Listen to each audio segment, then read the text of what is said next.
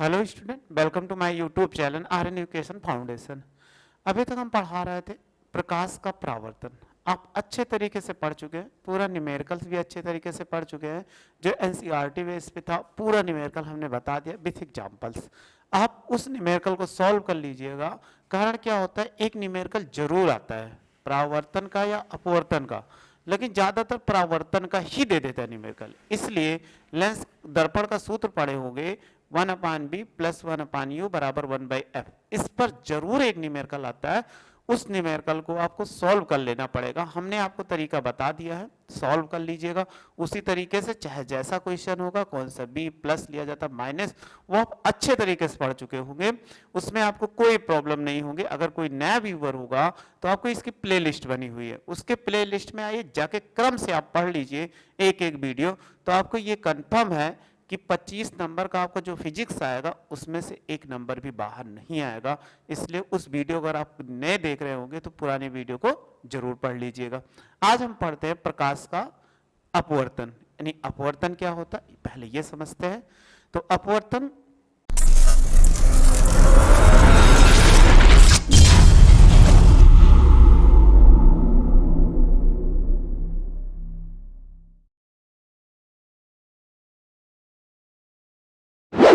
अपवर्तन, देखो हेडिंग लिखा हुआ प्रकाश का अपवर्तन।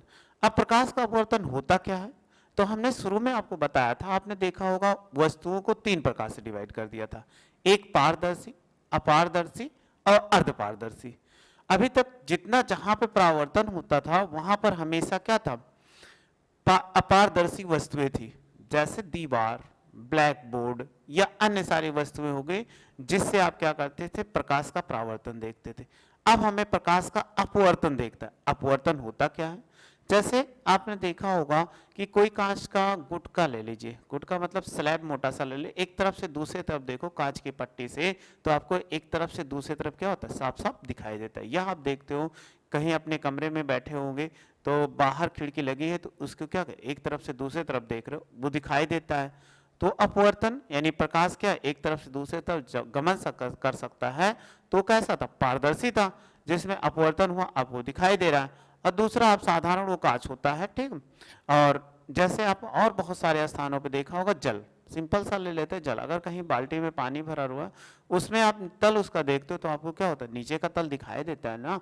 तो वो किसके कारण, अपवर्तन के कारण। या उसी में 1 रुपए का सिक्का डाल दो तब भी आपको थोड़ा सा उठा हुआ दिखाई देता है, तो वो भी किसके कारण, अपवर्तन के कारण। या कोई परख नली डाल दो तो आपको टेढ़ी दिखाई देती है, तो वो भी किसके कारण, अपवर्तन के कारण ही होता है। परख नली अगर पूरी डूब जाए, ठीक है, खड़ी हो, तो अगर वहां पे थोड़ा सा उठी हुई बाहर वायु जा रहा हो यानी डूबी ना हुई हो तो पूरा आंतरिक परावर्तन हो जाता है, ठीक। लेकिन हमें जो इस क्लास में पढ़ना है वो केवल कितना, अपवर्तन अभी पढ़ना है। आगे चल के जो सिलेबस में होगा वो आपको कंप्लीट एनसीईआरटी सॉल्यूशन देंगे। तो आइए हम पढ़ते हैं, ज़्यादा टाइम ना वेस्ट करते हुए, क्योंकि आपको समझ में आ गया अपवर्तन जिससे एक तरफ से दूसरी तरफ दिखाई देता है, उसी वस्तुओं से प्रकाश का क्या होता है, अपवर्तन होता है। तो इसकी परिभाषा क्या लिखे उसको हम देखते हैं। देखो लिखा हुआ क्या लिखा हुआ, प्रकाश का अपवर्तन।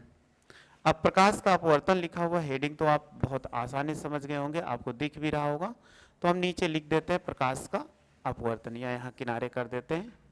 देखो प्रकाश का अपवर्तन होता क्या है, जब कोई प्रकाश की किरण, जब प्रकाश की किरण, ऐसे लिख देते हैं, जब कोई प्रकाश की किरण, सॉरी, प्रकाश की किरण किरण एक माध्यम से, एक माध्यम, एक माध्यम से दूसरे, एक माध्यम कोई भी माध्यम हो सकता है, अभी बताते हैं माध्यम क्या होता है। एक माध्यम से दूसरे माध्यम, माध्यम में जाती है तो वह किरण, किरण अपने मार्ग से, अपने मार्ग से विचलित हो जाती है। विचलित हो जाती है,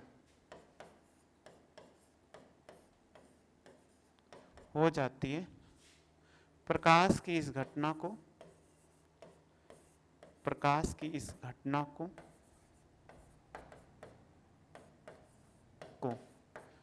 प्रकाश का, या इस घटना को ऐसे लिख दो, इस घटना को प्रकाश का अपवर्तन कहते हैं,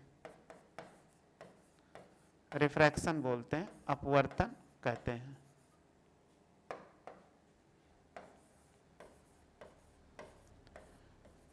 हैं। थोड़ी सी परिभाषा प्रकाश की इस घटना को, तो आप डायरेक्ट ऐसे लिख दो, इस घटना को,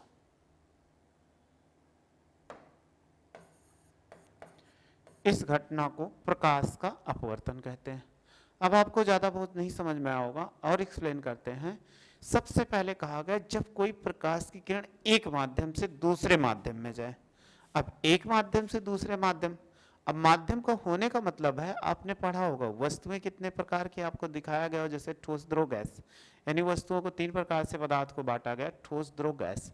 तो ठोस द्रव गैस वो क्या, 2 माध्यम होना चाहिए। माध्यम होने का मतलब कोई चाहे ठोस ले लिया जाए, द्रव ले लिया जाए, या गैस ले लिया जाए, द्रव ले लिया जाए, या गैस ले लिया जाए, ठोस ले लिया जाए, तो कोई भी माध्यम। जैसे एक एग्जांपल हम लेकर समझते हैं कि इसमें कैसा होगा। देखो एक कोई हम माध्यम ऐसा ले लें,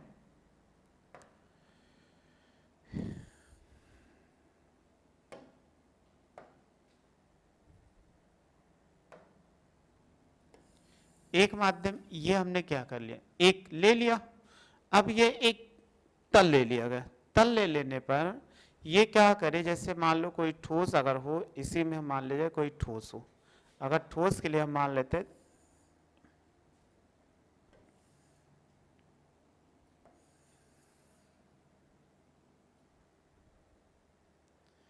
ये कोई ठोस था जिस पे कह रहा है कोई तल, यानी ठोस होने का मतलब ये कोई क्या था, ठोस था। ठोस होने का मतलब हो जाएगा हमने कांच का कोई क्या ले लिया, ठोस पदार्थ ले लिया। अब कांच का कोई ठोस पदार्थ ले लिया, तो प्रकाश की किरणें क्या होगी, एक माध्यम से दूसरे माध्यम। ऊपर वाला माध्यम क्या होगा, अगर हम इसको मान लें ये माध्यम क्या हो जाए, बोलो, ये माध्यम 1 हो जाए, और इसको हम क्या मान ले कि माध्यम 2 मान ले।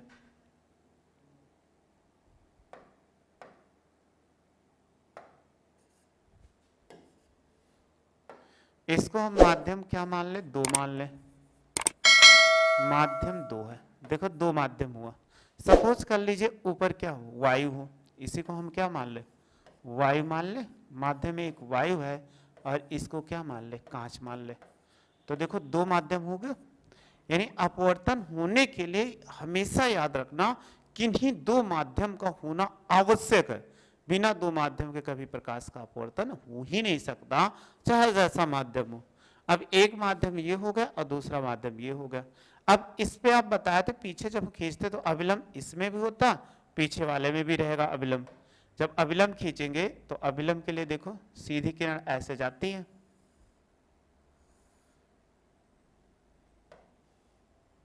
मोटा कर ले थोड़ा सा, देखो अविलंब सीधा ऐसे जाएगा,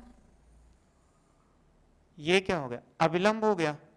अविलंब ये सीधा जिस बिंदु पर कट करता है, पिछले आपने पढ़ा था सेम वैसे, बहुत ज्यादा नहीं, इसको क्या बोलते हैं हम, आपतन बिंदु बोलते हैं। यानी ये हमारा क्या है, आपतन बिंदु है, जहां पे दोनों यानी इस पर प्रकाश किरणें कट करेगी उसी को हम क्या बोलते हैं, आपतन बिंदु बोलते हैं। अब सबसे पहले प्रकाश किरणें एक माध्यम से दूसरे माध्यम में जाती है, तो यहां से एक प्रकाश किरणें भेजते हैं जो एक माध्यम से दूसरे माध्यम जाती है। तो आप पढ़े थे हमेशा प्रकाश किरणें कैसे, बाएं तरफ से डाली जाती है, ये हो गया। तो बाएं तरफ से ऐसे डाली गई, अब प्रकाश किरणें ऐसे आई इस दिशा में। अब देखो पहले कैसे था, वायु में जा रही थी, वायु के बाद दूसरे माध्यम में जानी थी, तो ये क्या अविलंब है। तो जब कोई प्रकाश किरण, अभी आपको नियम बताएंगे, जब प्रकाश किरण वायु से सघन माध्यम, इसको हम क्या बोलते हैं, जैसे इसके अणु क्या, वायु के अणु दूर दूर होते हैं और ठोस के अणु पास पास होते हैं, तो आप इसको बोल सकते हो सघन माध्यम, यानी हम इसको क्या बोल सकते हैं, सघन। वो सॉरी सघन ऊपर वाला नहीं होगा, ये क्या होगा, विरल होगा, क्योंकि वायु के अणु दूर दूर हैं, ये क्या होगा, विरल होगा।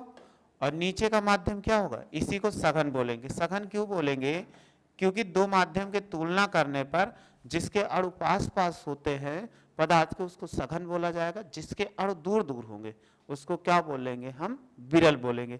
अब प्रकाश किरण यहाँ से सघन से विरल से सघन में आ रही, जब विरल से सघन में आती है तो अविलंब की ओर क्या हो जाती है, थोड़ा सा झुक जाती है। अविलंब की ओर थोड़ा सा झुक जाएगी, यानी ये किरणें जो होंगी कैसे निकल जाएंगी। अगर इस किरणों की बात करें, ये किरणें आएंगी ऐसे चली जाएंगी, ये सही नहीं बनी, देखो इस किरण कलर चेंज कर देता ताकि आपको दिखे। ये किरण आई, उनको ऐसे जाना था सीधे, लेकिन वो कैसे चली गई, ऐसे चली गई। ये किरण इस दिशा में ऐसे चली, बट जाना कैसे था, अभी हम उसी कलर से इसको खींचते हैं जिस कलर से खींचे थे। इस किरण को हमें कैसे जाना था, ऐसे सीधा।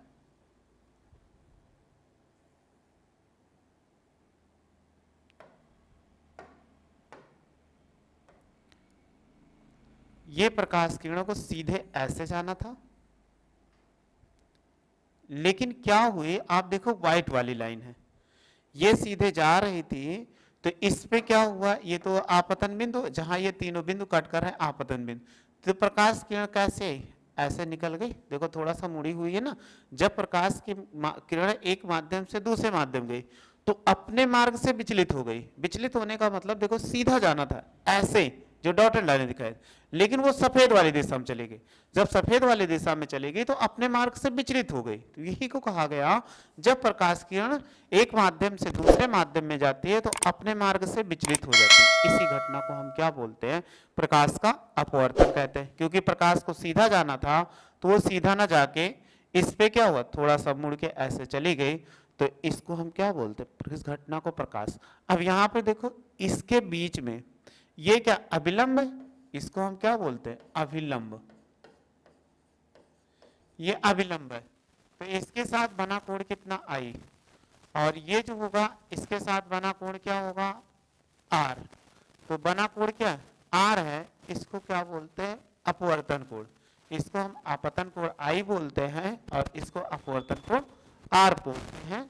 तो भी पीछे आपको बताया भी थे, पिछले लेक्चर में जब आपने पढ़ा था प्रकाश के परावर्तन अपवर्तन के नियम जब बताए थे, परावर्तन नियम, तो वहां पे सेम है, तो अभिलंब के साथ कोण मापा जाता है। अब ऐसी लाइनें हम थोड़ा सा खींच रहे थे कि ये बता देता है कि माध्यम क्या है, ठोस है। इन माध्यम को ऐसे बना दीजिएगा ताकि ये पता चल जाए कि ये कैसा है, ठोस है। तो इनके लिए सबसे पहले यही कंडीशन है कि कोई भी प्रकाश किरण एक माध्यम से दूसरे माध्यम में अगर जा रही है तो जाने पर क्या होगा, उनके दो माध्यम होना क्या है, आवश्यक है, क्योंकि एक माध्यम में प्रकाश का अपवर्तन नहीं हो सकता है।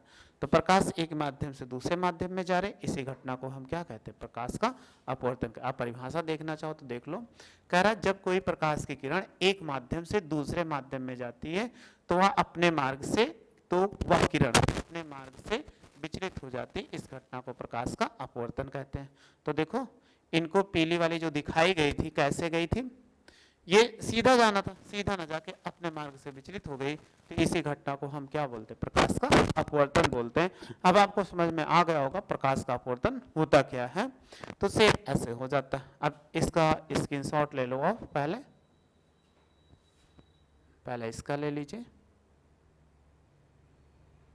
ये हो गया। अब फिगर का, कोई फिगर भी हमारा, अब अपवर्तन यानी इसमें ले लिए। अब अपवर्तन के नियम पढ़ते हैं, लिखा हुआ प्रकाश के अपवर्तन के नियम क्या होते हैं। तो इसके पहले आपने पढ़ा होगा कि प्रकाश के अपवर्तन के नियम, तो प्रकाश के परावर्तन के नियम सेम उसी से है जैसा, थोड़ा सा अंतर है। तो पहला नियम क्या है, पहले हम लिख देते हैं फिर एक्सप्लेन करते हैं, कि राइट साइड कर देते हैं। प्रकाश के अपवर्तन के नियम यानी इस अपवर्तन के क्या है, दो नियम है, लिख सकते हैं अपवर्तन के दो नियम है।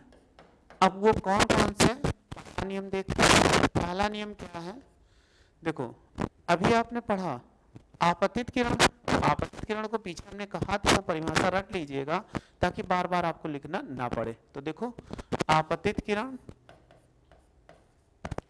आपतित किरण, और क्या हो जाएगा अपवर्तित, अपवर्तित किरण, किरण, आपतित किरण, अपवर्तित किरण तथा आपतन, आपतन बिंदु, बिंदु पर खींचा गया गया अभिलंब, अभिलंब तीनों एक ही तल में होते हैं, तीनों एक ही तल में होते हैं।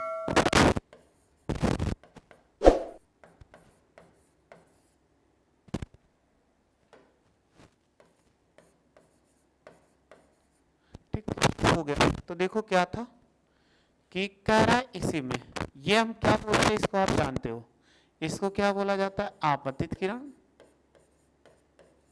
क्योंकि इस तरफ आ जाए आपतित किरण, दूसरी तरफ ये जो गई इसको हम क्या बोलते हैं अपवर्तित किरण, अपवर्तित किरण, यानी इसको हम क्या बोलते हैं अपवर्तित किरण। इसको लिखा हुआ आपतन, ये अविलंब है। ये कह रहा तीनों एक ही तल में होते हैं, यानी आपतित किरण होगा, ये अविलंब होगा, इस पर ये तीनों जब आपस में जहां पर मिल रहे हैं तीनों क्या होगा एक ही तल में होते हैं, तो इसीलिए इसको क्या बोला जाता है कि तीनों एक ही तल में होते हैं। पीछे आपने पढ़ा था परावर्तन में, सेम वही कह रहा। अब दूसरे पढ़ते हैं, किसी एक प्रकाश के लिए, एक या एक प्रकाश की तरफ दैर्घ्य के लिए कुछ भी लिख सकते हैं। दूसरा इसमें क्या है, किसी एक ही रंग की प्रकाश के लिए, प्रकाश के लिए एक किसी रंग होता है या एक प्रकाश की तरंगदैर्घ्य के लिए, चाहे बोल दिया जाए या किसी एक ही रंग की प्रकाश के लिए आपतन की जा, आपतन कोण की जा का मतलब होता है साइन, SINE साइन, आपतन कोण की जा अपवर्तन, अपवर्तन कोण की जा, अपवर्तन कोण की जा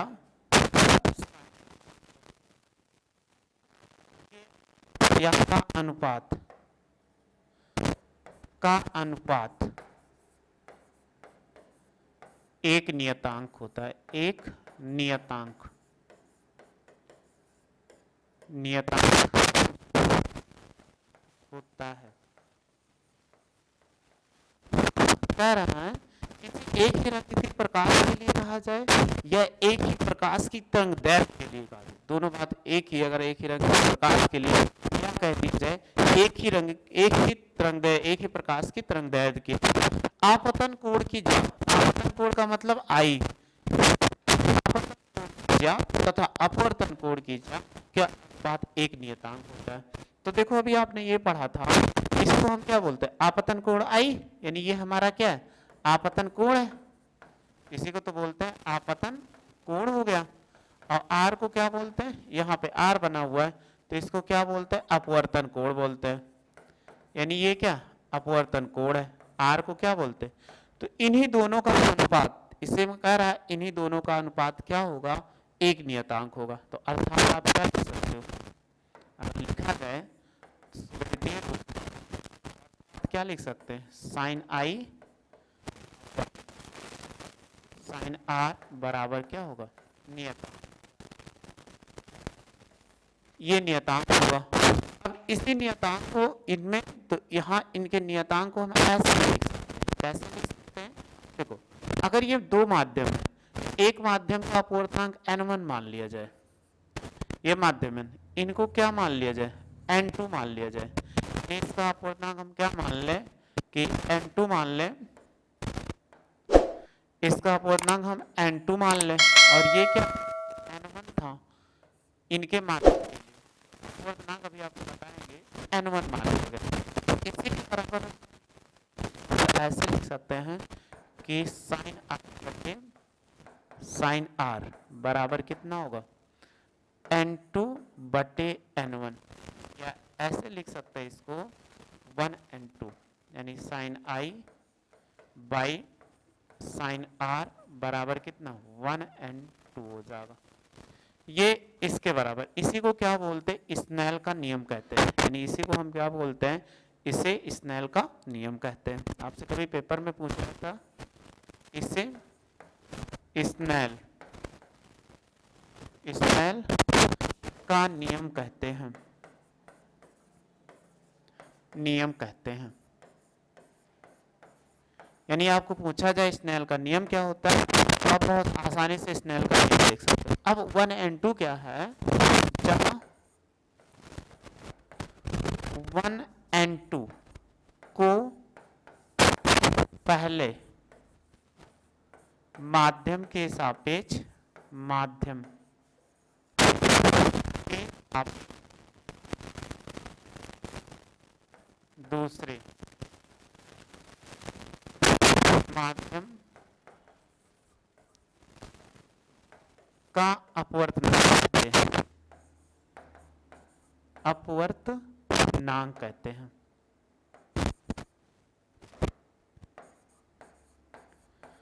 अपवर्तनांक कहते हैं, यानी यहाँ पे जो शब्द प्रयोग किया जाता है 1n2, ये क्या अपवर्तनांक है, तो ये पहले माध्यम के सापेक्ष दूसरे अपवर्तनांक है।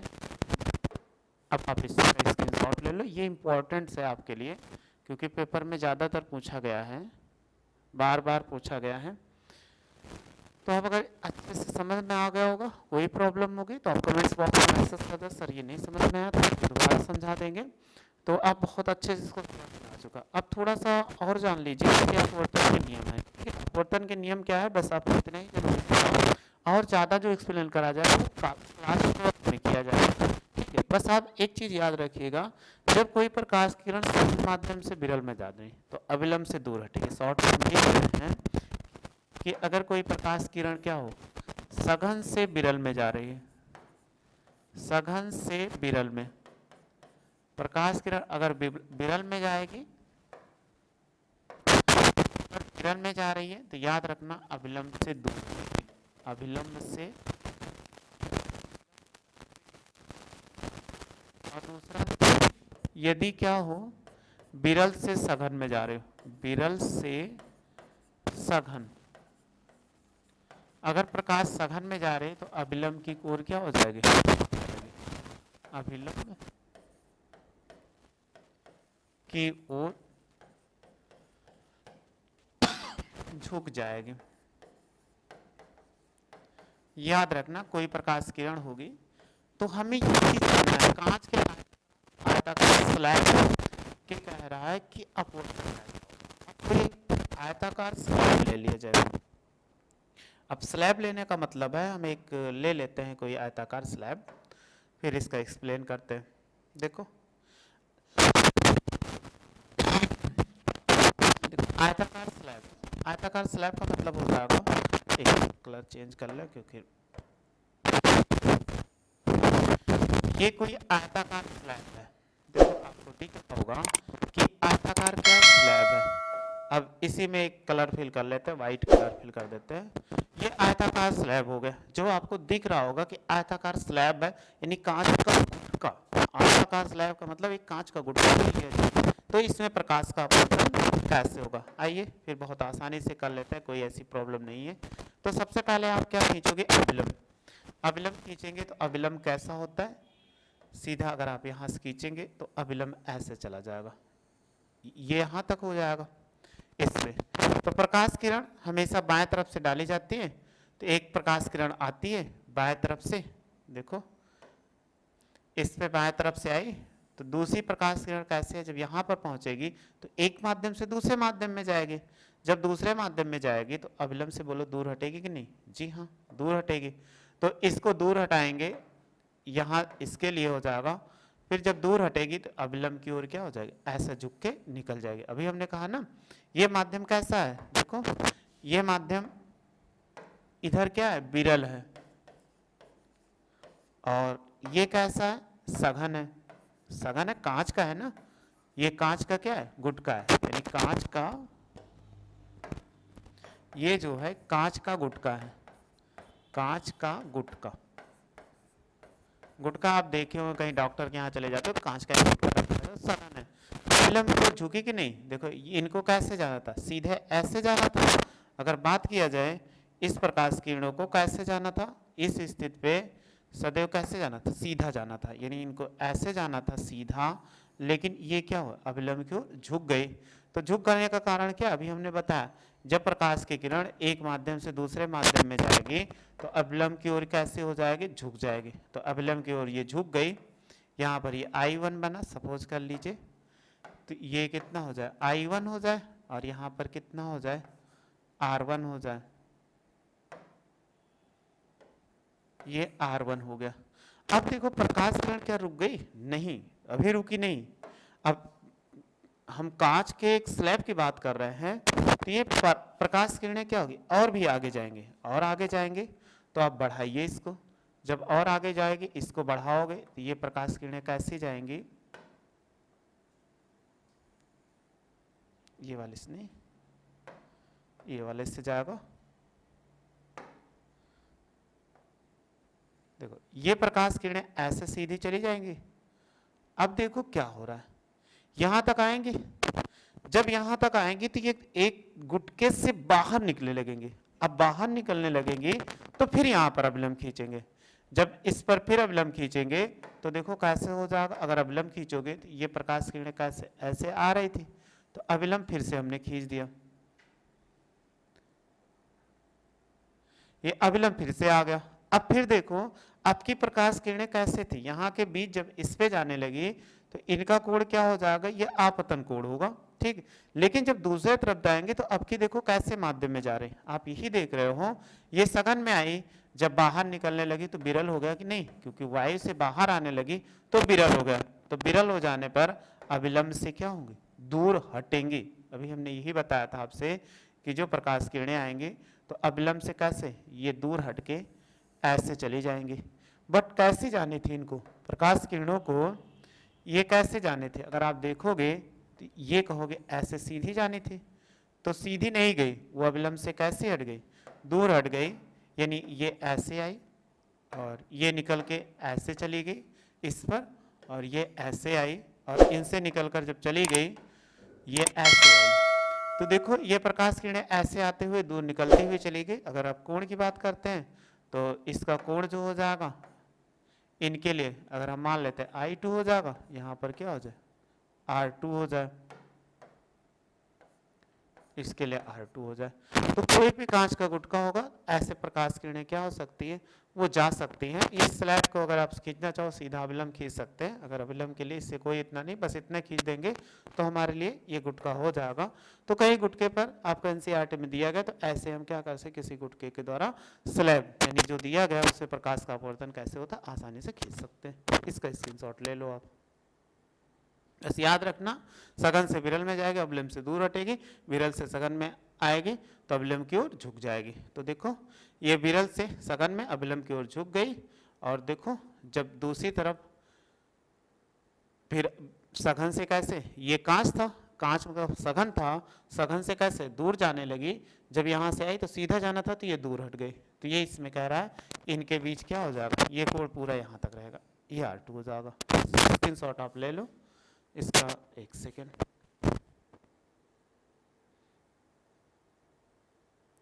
स्क्रीनशॉट ले लिए होंगे ये वाला, ये भी ले लो, बहुत ज़्यादा इंपॉर्टेंट नहीं लेकिन बट आपको जानना है। हाँ आप स्क्रीनशॉट ले लिए होंगे, इसको अच्छे से पढ़ लीजिएगा, आपके लिए ज़रूरी है। यदि वीडियो अच्छी लगी हो तो लाइक शेयर सब्सक्राइब करना ना भूलें। वीडियो देखने के थैंक यू सो मच।